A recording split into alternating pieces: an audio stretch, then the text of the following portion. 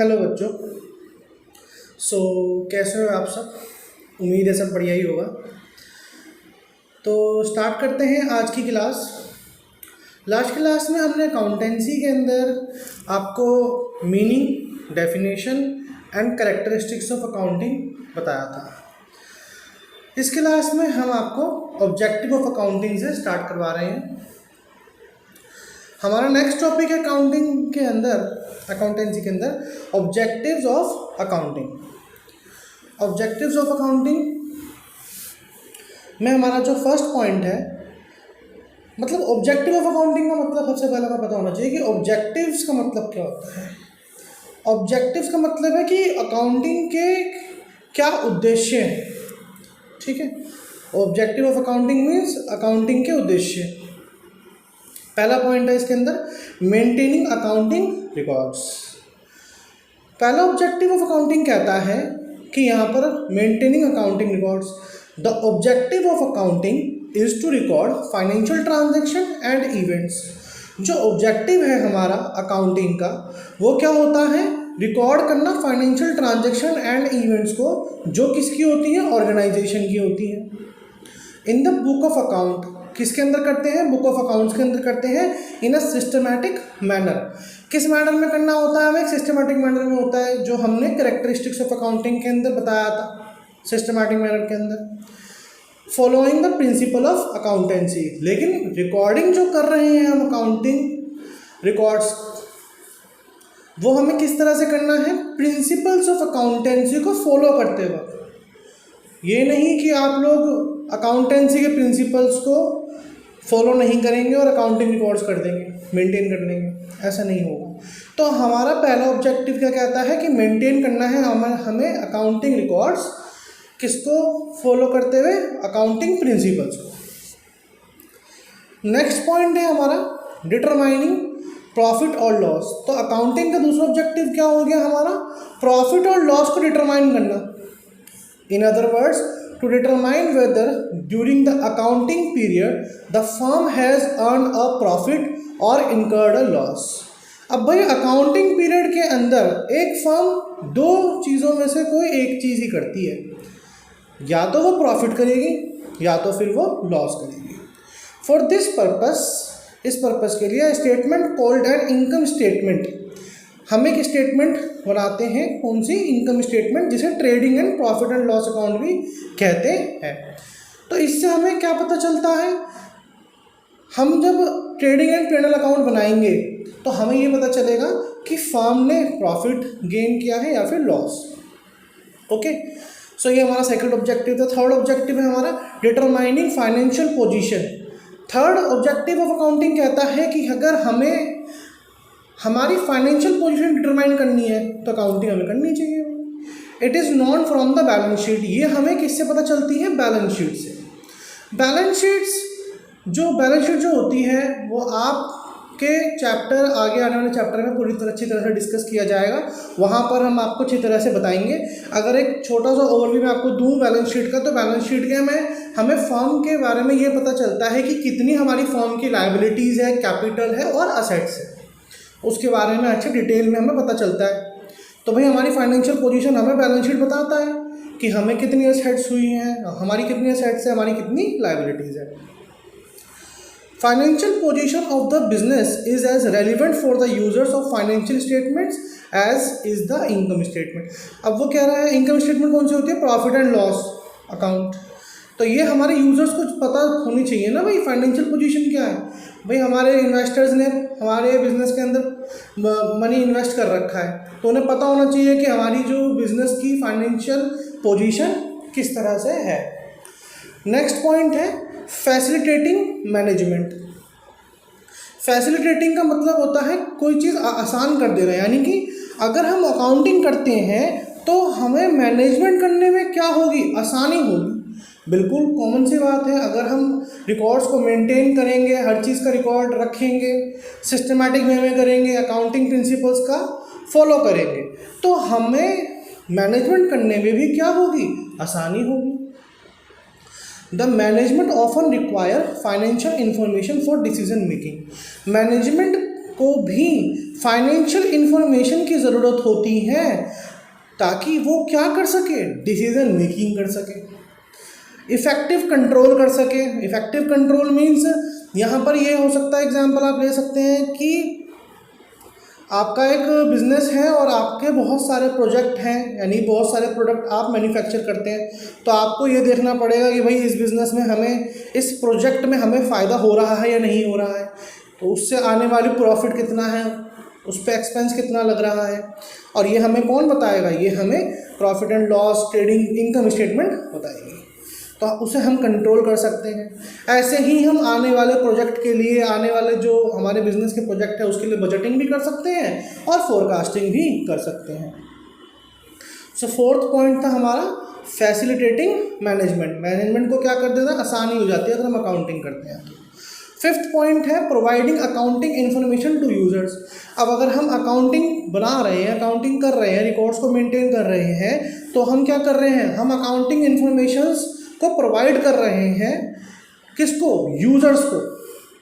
भाई हमारे यूजर्स होते हैं जिनको इन अकाउंटिंग इन्फॉर्मेशन की ज़रूरत होती है, ठीक है। अब अकाउंटिंग इन्फॉर्मेशन कौन सी होती है, वो मैंने आपको बताया था कि इनकम स्टेटमेंट होती है, यानी कि ट्रेडिंग एंड P&L अकाउंट और बैलेंस शीट, ठीक है। Yet another objective of accounting is to provide accounting information to users। जो अनदर ऑब्जेक्टिव अकाउंटिंग है वो कहता है कि अकाउंटिंग इन्फॉर्मेशन प्रोवाइड करना किनको, यूजर्स को, both internal and external. Last class में मैंने आपको बताया था कि हमारे जो यूजर्स होते हैं, अकाउंटिंग यूजर्स होते हैं, वो इंटरनल भी होते हैं और एक्सटर्नल भी होते हैं। आगे जो अभी टॉपिक आएगा उसमें हम आपको अच्छी तरह से डिस्कस करेंगे। Who analyze them as per their needs। तो जिसको अपने अपनी नीड्स के अकॉर्डिंग, अपने अपने नीड्स के अकॉर्डिंग इंटरनल यूजर्स भी अलग अलग होंगे, एक्सटर्नल यूजर्स भी अलग अलग होंगे, उन्हें उस अकाउंटिंग इन्फॉर्मेशन से जो भी चाहिए होगा, जो भी जानकारी उन्हें चाहिए होगी, वो अपने नीड के अकॉर्डिंगली उससे समझ लेंगे। तो फिफ्थ पॉइंट था हमारा providing accounting information to users. Sixth point है हमारा protecting business assets. Protecting business assets. Accounting maintain record of assets owned by business. Accounting maintain करता है किनको, रिकॉर्ड ऑफ एसेट्स को, कि भाई हमारी बिजनेस की कितनी एसेट्स है, हमारे बिजनेस की कितनी लैंड है, बिल्डिंग है, मशीनरी है, डेटर्स हैं, etcetera. Honoured by the business, जो बिजनेस के द्वारा क्या होती है, ऑनर्ड होती है, विच इनेबल द मैनेजमेंट, जो क्या करता है, इनेबल करता है मैनेजमेंट को to protect them and exercise control, उसे कंट्रोल भी कर सके। अगर कोई भाई हमारी जो असेट्स है कोई कम है कोई ज़्यादा है तो हम उसे कंट्रोल भी कर सकते हैं और उसे प्रोटेक्ट भी कर सकते हैं।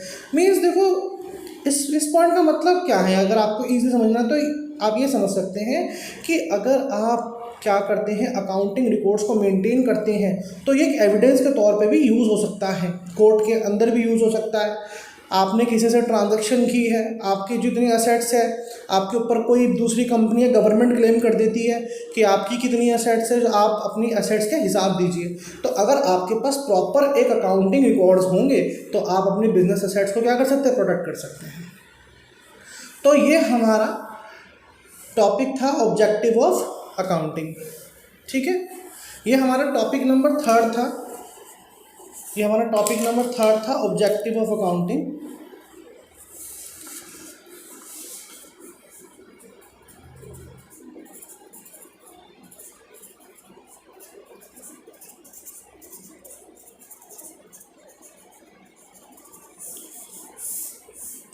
अब हम देखेंगे topic number 4।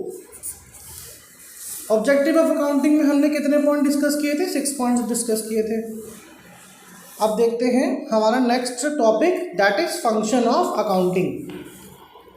Functions of accounting का मतलब क्या हो गया बच्चों, फंक्शंस ऑफ अकाउंटिंग का मीन्स हो गया कि बिजनेस किस तरह, बिजनेस के अकाउंट्स के क्या क्या कार्य हैं। फंक्शंस ऑफ अकाउंटिंग मीन्स कि अकाउंटिंग के क्या क्या कार्य हैं, फंक्शंस ऑफ अकाउंटिंग। अब फंक्शन ऑफ अकाउंटिंग के अंदर जो पहला पॉइंट आता है वो आता है मेंटेनिंग सिस्टमैटिक अकाउंटिंग रिकॉर्ड्स। तो भाई अकाउंटिंग का पहला काम तो यही हुआ, अकाउंटिंग का हमारा पहला काम क्या हुआ कि हम हमारे अकाउंटिंग रिकॉर्ड्स को किस तरीके से क्या करेंगे, सिस्टमेटिक वे में मेंटेन करेंगे। ये इसका अकाउंटिंग का क्या है, पहला कार्य है। ठीक है, the primary function of accounting is to maintain systematic accounting records of financial transaction and events. Primary function क्या होता है अकाउंटिंग का, to maintain the systematic accounting records, accounting record को सिस्टमैटिक वे में रिकॉर्ड करना of the financial transaction and events. It means that the accounting records should be maintained following the accounting rules। अभी हमने यहाँ पर भी यही पॉइंट पढ़ा था भाई, ठीक है, यहाँ पर भी हमने यही सेम पढ़ा था। ठीक है, ये क्या कह रहा है कि यहाँ पर भी हम जो भी अकाउंटिंग रिकॉर्ड्स होंगे उनको मेंटेन करेंगे, लेकिन किस तरह से करेंगे, accounting rules, principles and concepts को ध्यान में रखते हुए करेंगे। It is so because reliable financial statement can be drawn, क्योंकि जो आप अकाउंटिंग प्रिंसिपल्स का, अकाउंटिंग रूल्स, कॉन्सेप्ट्स का यूज़ कर रहे हैं प्रॉपर वे में, तो आपको एक फाइनेंशियल स्टेटमेंट जो मिलेगी आपकी, इसलिए तो कर रहे हैं हम मेहनत, ताकि हमें इंफॉर्मेशन मिल सके हमारी कितना प्रॉफिट है कितना लॉस है। तो हमें क्या पता चलेगा, क्यों फिर जो हमारी फाइनेंशियल स्टेटमेंट बनेगी वो कैसे बनेगी, रिलायबल बनेगी। सेकंड पॉइंट है हमारा preparation of the financial statement. Accounting करने का क्या दूसरा फंक्शन क्या है हमारा, प्रिपरेशन करना, किनकी, फाइनेंशियल स्टेटमेंट की प्रिपरेशन हम करते हैं। अकाउंट रिकॉर्ड मेंटेन करोगे तभी तो आप क्या करोगे, तभी तो आप इनकम स्टेटमेंट बना पाओगे, तभी तो आप बैलेंस शीट बना पाओगे। चलिए इसे देखते हैं।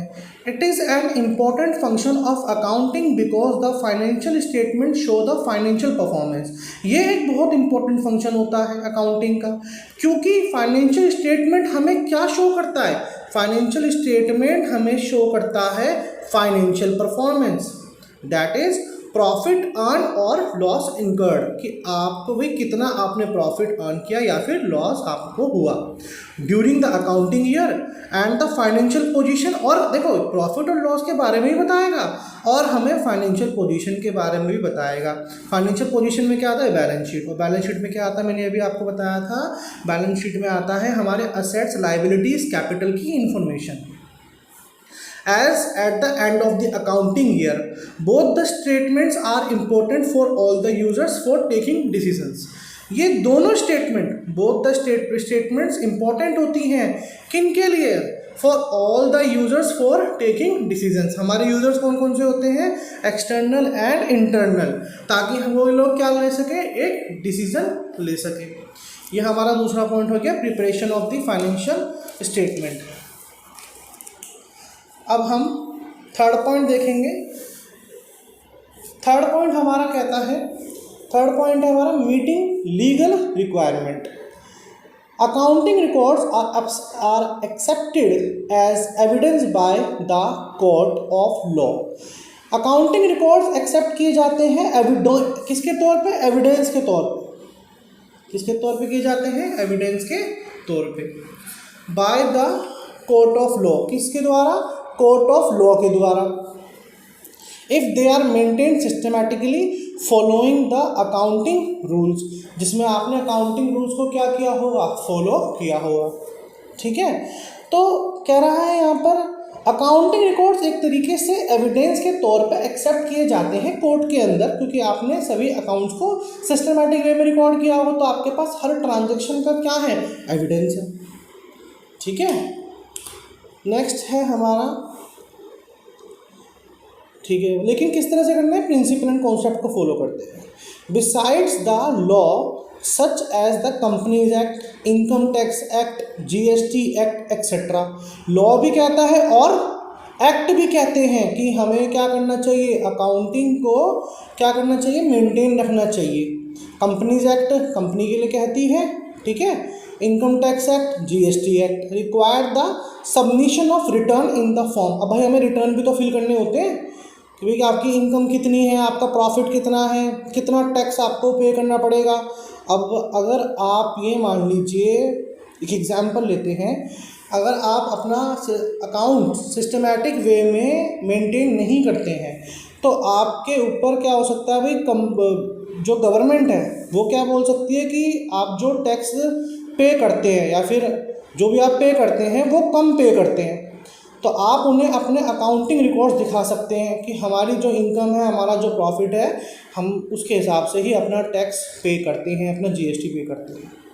ठीक है, तो एक तरीके से क्या बन गया, हमारा एविडेंस बन गया। The return can be submitted if the accounting records are maintain systematically and timely. तो जो रिटर्न्स भी आप तभी सबमिट कर सकते हैं जब आपने अकाउंटिंग रिकॉर्ड्स को मेंटेन किया होगा। अकाउंटिंग रिकॉर्ड्स ही मेंटेन नहीं किए होंगे तो कैसे पता चलेगा। ठीक है, चलिए नेक्स्ट पॉइंट है हमारा कम्युनिकेटिंग द फाइनेंशियल इंफॉर्मेशन। अब हम कम्युनिकेट करेंगे क्या, financial information. It is yet another function of accounting to communicate the financial information to the user. अब यहाँ पर भी क्या कह रहा है, फाइनेंशियल इंफॉर्मेशन देनी है ना हमको, तो फाइनेंशियल इंफॉर्मेशन देनी है किनको, यूजर्स को। विच मे बी इंटरनल यूजर्स, या कौन से हो सकते हैं, इंटरनल यूजर्स हो सकते हैं और या तो फिर एक्सटर्नल यूजर्स हो सकते हैं। Such as management, banks, employees, government authorities etcetera. ये हमारे कौन होते हैं, अकाउंटिंग इंफॉर्मेशन के यूजर्स होते हैं। तो भाई यही तो हो गया कि हम जो अकाउंटिंग कर रहे हैं उसका फंक्शन क्या है कि हम फाइनेंशियल इन्फॉर्मेशन कम्युनिकेट कर सके अपने यूज़र्स को, जो इंटरनल भी होते हैं और एक्सटर्नल भी होते हैं। फिफ्थ पॉइंट देखते हैं। फिफ्थ पॉइंट कहता है assistance to management. Again repeated आ गया, यहाँ पर क्या कह रहा है कि अब आप मैनेजमेंट भी आसानी से कर सकते हैं, डिसीजन मेकिंग आसानी से कर सकते हैं, ये सब point. Management often require financial information which is given by the accounting records. Management require करता है किनको, फाइनेंशियल इन्फॉर्मेशन को। भाई मैनेजमेंट करने के लिए भी तो क्या चाहिए, फाइनेंशियल इन्फॉर्मेशन चाहिए, वरना वो डिसीजन कैसे लेगा। अगर उसके पास कोई फाइनेंशियल इन्फॉर्मेशन ही नहीं है तो फिर वो डिसीजन कैसे ले सकता है management. Which is given by the accounting records, जो कि कौन देगा, अकाउंटिंग रिकॉर्ड्स देंगे। अकाउंटिंग रिकॉर्ड्स आपने बना रखे होंगे। Which in turn help the management in the decision making, जिसके थ्रू मैनेजमेंट क्या कर सकता है, डिसीजन मेकिंग कर सकता है। ठीक है भाई, ये हमारा सेकंड टॉपिक भी कंप्लीट हो गया है। अब हम हमारा थर्ड टॉपिक देखेंगे आज की क्लास का। और टोटल जो टॉपिक है इस चैप्टर का, जो टॉपिक है ये है topic number 5, that is advantages of accounting.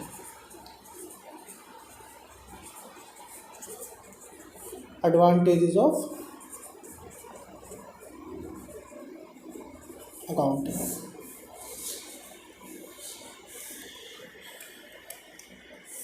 अब एडवांटेजेस ऑफ अकाउंटिंग का मतलब क्या है। एडवांटेजेस ऑफ अकाउंटिंग का मीन्स है कि अकाउंटिंग करने के क्या क्या हमें एडवांटेज हो रहे हैं, क्या क्या फ़ायदे हो रहे हैं। ठीक है, देखते हैं भाई ये कैसे हो। फर्स्ट पॉइंट कहता है financial information about the business. आपको अपने बिजनेस की क्या मिल रही है, फाइनेंशियल इंफॉर्मेशन मिल रही है। Financial performance during the accounting period, आपकी फाइनेंशियल परफॉर्मेंस कैसी थी ड्यूरिंग द अकाउंटिंग पीरियड के अंदर। दैट इज़ या तो आपने प्रॉफिट अर्न किया होगा या तो फिर आपने लॉस इनकर्ड किया होगा। And also the financial position, और फाइनेंशियल पोजीशन के बारे में भी पता चल जाएगा आपको at the end of the accounting period is non through accounting. Accounting करने से आपको पता चल जाएगा। ठीक है, अच्छा बार बार यहाँ पर एक चीज़ रिपीट होती रहती है, अकाउंटिंग पीरियड। अब देखिए अकाउंटिंग पीरियड नॉर्मली क्या होता है, अकाउंटिंग पीरियड डिपेंड करता है कि फर्म जो है, जो बिजनेस है, वो किस कॉन्सेप्ट को यूज़ कर रहे हैं, मतलब किस तरीके से वो अपना प्रॉफिट और लॉस निकाल रहा है। कुछ फर्म डेली बेसिस पे भी निकालते हैं, कुछ फर्म कैसे करते हैं कि मंथली बेसिस पे भी कर सकते हैं, कोई क्वार्टरली भी कर सकते हैं, कोई 6 मंथ्स के हिसाब से भी कर सकते हैं।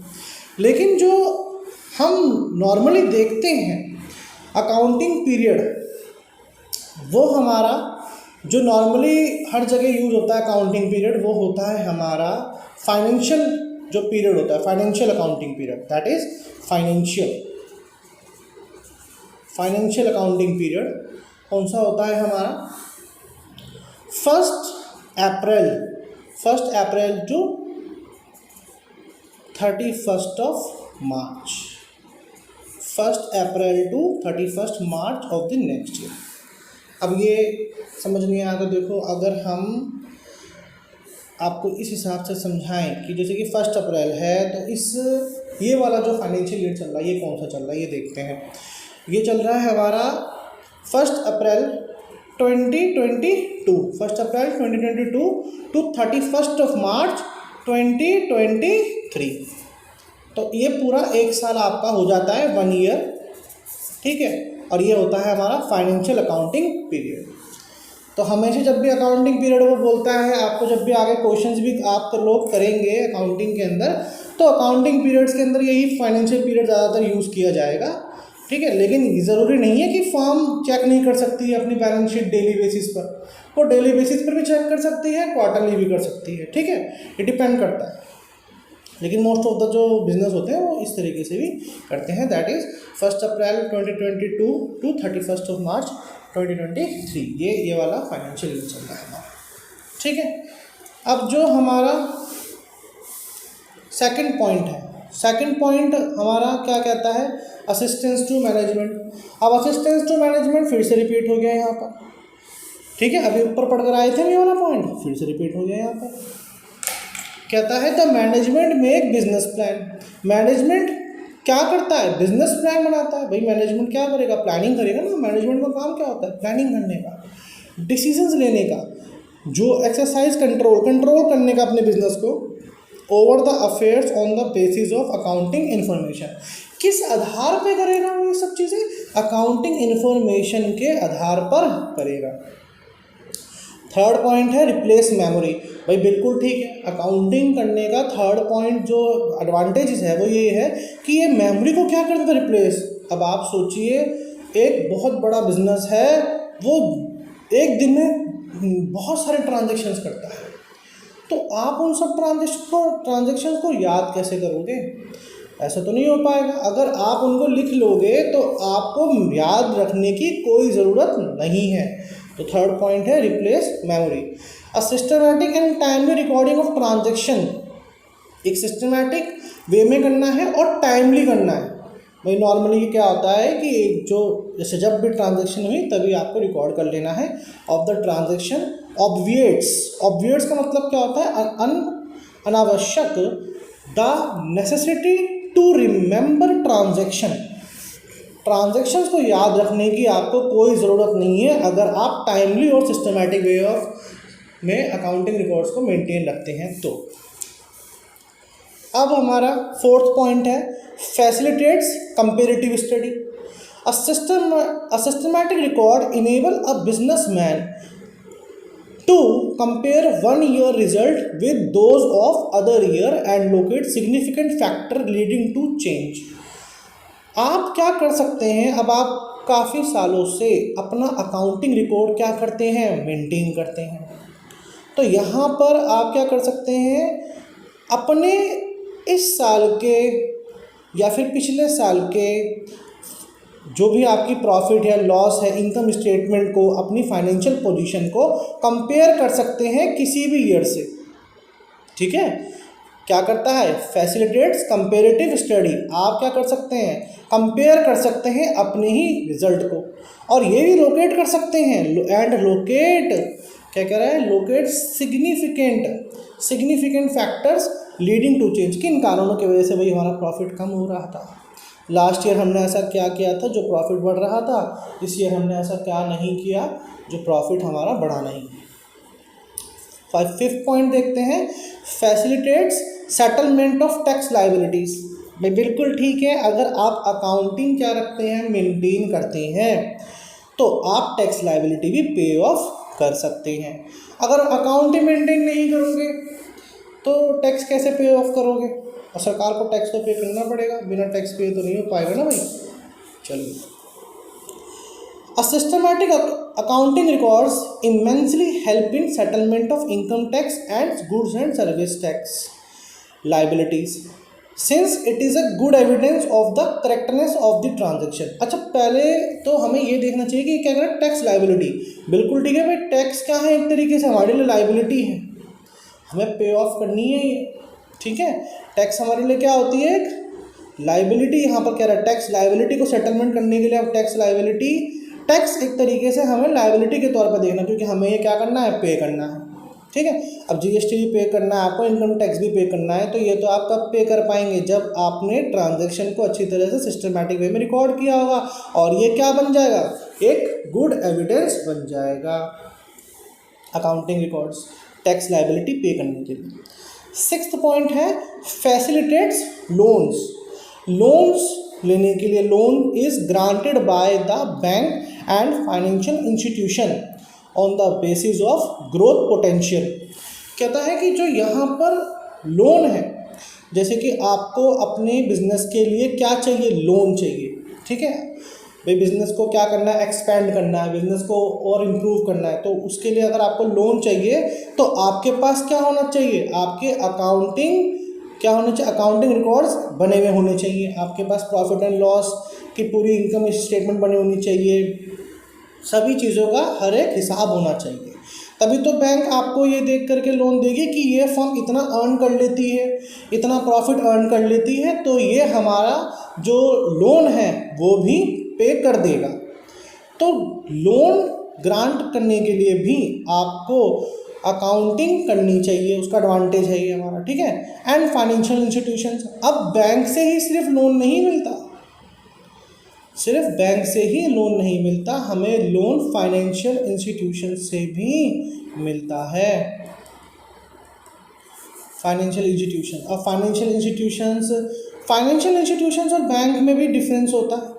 देखो बैंक ज़्यादातर अगर इन दोनों को आप मेन डिफरेंस देखो ना, इनके बीच में जो डिफरेंस है वो सबसे बड़ा डिफरेंस है कि जो बैंक होता है वो आपका सेविंग अकाउंट वगैरह मेंटेन करके रखता है। ये क्या करता है, एक्सेप्टिंग करता है, किस चीज़ की, एक्सेप्टिंग ऑफ डिपॉजिट, आपके डिपॉजिट का क्या करता है, एक्सेप्टिंग करता है। फाइनेंशियल इंस्टीट्यूशंस ये सेविंग अकाउंट नहीं बनाते, ये आपको क्या करते हैं, सिर्फ और सिर्फ लोन प्रोवाइड करते हैं, जैसे कि गोल्ड लोन, ठीक है, गोल्ड लोन आपको प्रोवाइड कर देंगे, गोल्ड दीजिए और उसके ऊपर लोन ले लीजिए, ठीक है। तो ये फाइनेंशियल इंस्टीट्यूशंस होती हैं हमारी। बैंक और फाइनेंशियल इंस्टीट्यूशन में जो बेसिक डिफरेंस होता है वो होता है एक्सेप्टिंग ऑफ डिपॉजिट का, ठीक है। तो फाइनेंशियल इंस्टीट्यूशंस को भी क्या चाहिए, आपकी अकाउंटिंग रिकॉर्ड्स सिस्टमैटिक वे में प्रिपेयर होनी चाहिए, मेंटेन होनी चाहिए, तभी वो आपको लोन देगा आपके अकाउंटिंग रिकॉर्ड्स को देख करके। तो लोन लेने के लिए भी हमें अकाउंटिंग की ज़रूरत होती है। तो एडवांटेजेस ऑफ अकाउंटिंग का सिक्स्थ पॉइंट क्या है, फैसिलिटेट्स लोन्स। सेवंथ पॉइंट है evidence in court. Evidence in court भी हमने ऊपर पढ़ा था, फिर से पढ़ लेते हैं। Systematic record of transaction is often accepted by the court as good evidence. अगर आपने सिस्टमैटिक रिकॉर्ड कर रखा है ट्रांजैक्शन का, तो वो भी ऑफन एक्सेप्टेड किया जाएगा, किसके द्वारा, कोर्ट के द्वारा, एक गुड एविडेंस के तौर पे, ठीक है। अब भैया आपने मान लीजिए यहाँ पर एक और एग्जांपल ले सकते हैं, वैसे मैंने आपको पहले भी एक एग्जांपल बताया था, ठीक है। अब यहाँ पर एग्जांपल है, जैसे कि आप पर्सन है ए और एक पर्सन है कौन, बी। आपने क्या करा, आपने बी को ना एक तरीके से लोन दिया, ठीक है। कितने रुपए का मान लेते हैं, 1 लाख का मान लेते हैं। तो 1 लाख का अगर जो आपने लोन दिया है यहाँ पर, तो बाद में बी कह देता है कि भाई वो मुकर जाता है इस बात पे कि मेरे को तो कोई भी लोन नहीं दिया, ऐसी कोई ट्रांजैक्शन ही नहीं हुई। तो आप वहाँ पर अपना एविडेंस दिखा सकते हैं कि भाई हमारे पास बी के द्वारा एक्सेप्टेड एक जो ट्रांजैक्शन होगी वो एक्सेप्टेंस भी दिखा सकते हैं आप कोर्ट के अंदर कि भाई हमने तो इसे पैसे दिए थे, अब ये बाद में मुकर रहा है पैसे देने के लिए। तो कोर्ट के अंदर ये भी एक गुड एविडेंस के तौर पे यूज़ किए जाते हैं अगर आपने काउंटिंग कर रखी होगी तो, ठीक है। 8th पॉइंट है फैसिलिटेट्स सेल ऑफ बिजनेस। अगर आपको अपना बिजनेस क्या करना है, सेल करना है, ठीक है, आपको अपना बिजनेस क्या करना है, सोल्ड आउट करना है किसी को, तो भाई उसकी एक वैल्यू लगाई जाएगी, बिजनेस की क्या लगाई जाएगी, एक वैल्यू लगाई जाएगी, ठीक है। बिजनेस की एक वैल्यू लगाई जाएगी, और वैल्यू किस बेसिस के ऊपर डिपेंड करती है, वैल्यू डिपेंड करती है कि जब आपने जो अकाउंटिंग रिकॉर्ड्स जो मेंटेन कर रखे होंगे आपके प्रॉफिट्स को देख करके, आपकी बैलेंस शीट को देख करके, इन सब के हिसाब से आपकी एक बिजनेस की क्या लगेगी, वैल्यू लगेगी, ठीक है। तो अकाउंटिंग का एडवांटेज में 8 पॉइंट क्या आ गया, अगर आपको अपने बिजनेस को सोल्ड आउट करना है तो आपने भी अपने बिजनेस को क्या पूरी तरीके से मेंटेन कर रखा होगा, तो आपको एक प्रॉपर परचेज प्राइस असर्टेन होगा। ठीक है। 9th पॉइंट है assistance in the event of insolvency. अब ये पॉइंट आ गया इंसॉल्वेंसी। इंसॉल्वेंसी जो पॉइंट होता है, इंसॉल्वेंसी का मतलब क्या होता है, इंसॉल्वेंसी का मतलब होता है बच्चों दिवालिया हो जाना। इंसॉल्वेंसी का मतलब होता है दिवालिया हो जाना। मतलब एक तरीके से आप किसी के पैसे अब पे नहीं कर सकते, आप एकदम कंगाल हो चुके हैं, आपके बिजनेस में कोई भी पैसे नहीं हैं और आपको बहुत से सारे लोगों के पैसे पे ऑफ करने हैं, लेकिन इतना लॉस हो चुका है कि अब आप एक सीधा इंसॉल्वेंट बन चुके हैं, तो आप किसी के पेमेंट नहीं कर सकते। ये कैसे पता चलेगा भाई, ऐसा तो कोई भी बोल सकता है बिजनेस के अंदर कि भाई हम इंसॉल्वेंट हो गए, हम तो किसी के पैसे पे नहीं कर रहे।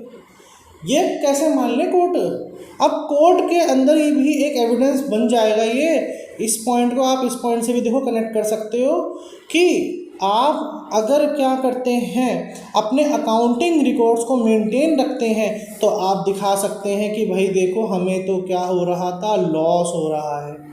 जब लॉस हो रहा है तो हम इतने इंसॉल्वेंट हो गए हैं कि अब हम पैसे नहीं पे कर सकते। That is the meaning of insolvency and point assistance in the event of insolvency. ये आपको बताएगा कि भाई अब ये कोर्ट भी कह देगा कि अब ये इंसॉल्वेंट हो चुका है, इसके अकाउंटिंग रिकॉर्ड्स को पूरी तरीके से हमने एग्जामिन कर लिया है। ठीक है। Insolvency proceeding involve explaining many transactions that have taken place in the past. Systematic accounting record assist a great deal in such situation. इस सिचुएशन में आपको एक तरीके से हेल्प मिल जाएगी कि अगर आपने ट्रांजेक्शन को क्या कर रखा है, बना रखा है। तो नेक्स्ट पॉइंट है हेल्पफुल इन पार्टनरशिप अकाउंट। अब कहता है 10th पॉइंट कहता है हेल्पफुल है, किस पॉइंट में कह रहा है, पार्टनरशिप अकाउंट के लिए। अब देखिए आपने अकाउंटिंग रिकॉर्ड्स बना रखे हैं तो आपको पता होगा जैसे कि भाई 3 पार्टनर है। पार्टनर तो आपको पता है पार्टनरशिप को हिंदी में साझेदारी कहते हैं। ठीक है। साझेदारी में क्या होता है, पार्टनरशिप में क्या होता है कि जैसे कि भाई 3 लोगों ने मिल करके एक फर्म बना ली। ABC 3 पर्सन थे, इन्होंने मिल करके एक फर्म बना ली। ठीक है। और उस फर्म का नाम आप लोग अपने दिमाग में खुद सोच लीजिए, कोई भी एग्जाम्पल ले लीजिए, एक फर्म यहाँ पर उन्होंने बना ली।